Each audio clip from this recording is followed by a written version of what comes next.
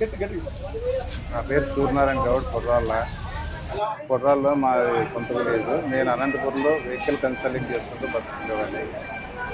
కారణం వల్ల ల్యాండ్ విషయంలోకి వచ్చేసి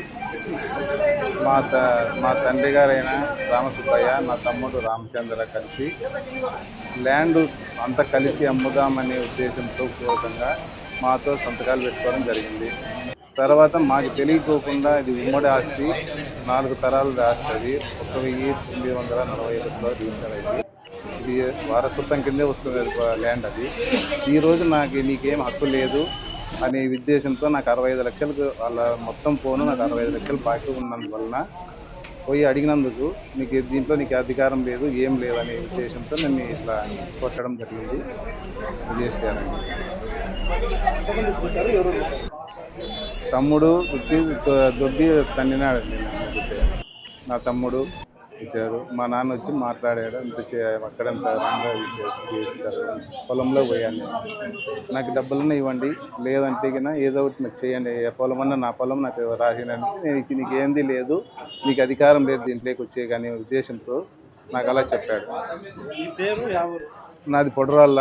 నాకు ఆల్రెడీ అగ్రిమెంట్ రాయించిన బాండ్ కూడా నా దగ్గర ఉంది 65 లక్షలకి. ఆ బాండ్ కూడా నా దగ్గరే ఉండాలి.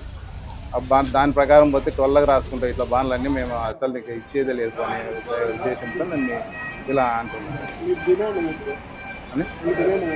నా డిమాండ్ ఏం లేదండి. నా అగ్రిమెంట్లో రాసి ఇచ్చిన అమౌంట్ ఒక్కటి నాకు చెల్లిస్తే చాలు. నాకు వేరే ఏం లేదు.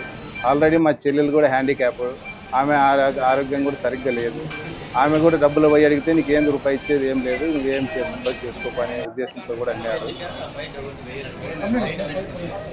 ఆల్రెడీ కోర్టులో కేసు నడుస్తుంది సార్. అది ఇప్పుడు కంప్లైంట్ అయితే ఇవ్వలేదు, పోతున్నా కంప్లైంట్. ఇప్పుడు హాస్పిటల్కి వచ్చాను, ఇప్పుడు పోతున్నా కంప్లైంట్ ఇవ్వడానికి. అది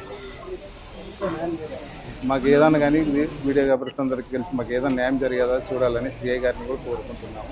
ఏదో పిలిపించి చేయమని అడుగుకుంటున్నామండి.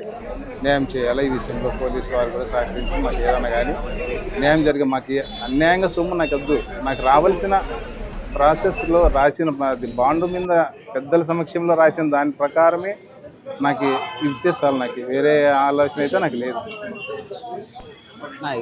ప్రజెంట్ అయితే నా పేరు విజయ్. ఇక్కడ మా కొరాళ్ళ, బట్ మేము అనంతపూర్లోనే ఉంటున్నాము.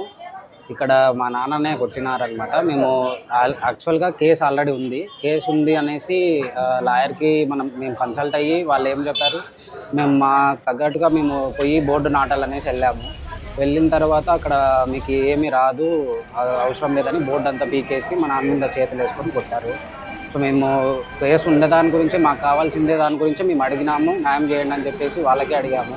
బట్ కేసులో నడుస్తుంది కదా అనేసి మేము పోయి అక్కడ కేసు నెంబర్ వేసేసి హెచ్చరికగా రాసాము. బట్ కానీ వాళ్ళు ఏమన్నా చేసుకోపోండి, మేమైతే కింద పెట్టలేము అది ఇది అని చెప్పేసి మా నాన్న మీద చేసుకున్నారు.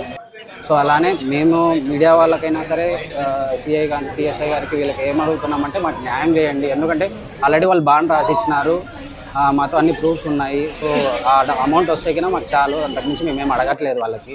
సో ఇది ఒకటి హెల్ప్ చేస్తారు. రామచంద్ర, లక్ష్మీనారాయణ, రామచంద్ర అండి నేను. అతను మాకు బాబాయ్ అవుతాడు.